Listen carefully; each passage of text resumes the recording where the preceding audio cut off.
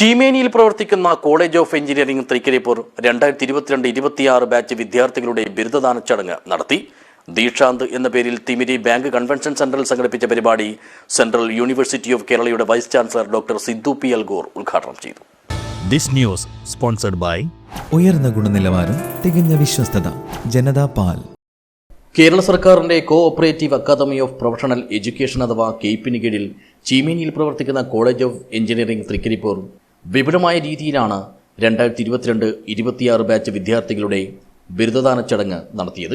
ദീക്ഷാന്ത് എന്ന പേരിൽ Thimiri bank convention സെന്ററിൽ സംഘടിപ്പിച്ച പരിപാടി കേരള കേന്ദ്ര സർവകലാശാല vice chancellor doctor Siddhu P Algur ഉദ്ഘാടനം ചെയ്തു. On the momentous occasion of the graduation day, that is Diksha 2026.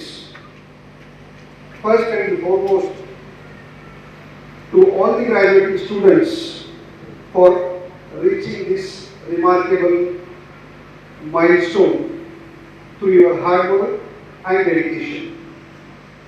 This achievement stands as a testament to your perseverance and excellence.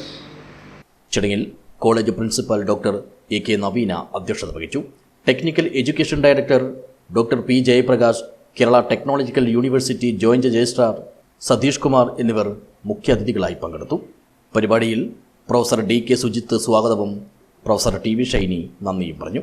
APJ Abdul Kalam technological യൂണിവേഴ്സിറ്റിയുടെ 2025-26 അധ്യയന വർഷത്തെ ബിടെക് പരീക്ഷയിൽ സംസ്ഥാനതലത്തിൽ 15ാം സ്ഥാനം നേടിയ കോളേജിലെ 180ഓളം വിദ്യാർത്ഥികളാണ് ബിരുദ സർട്ടിഫിക്കറ്റുകൾ ഏറ്റുവാങ്ങിയത്. News bureau, Cheruvathur.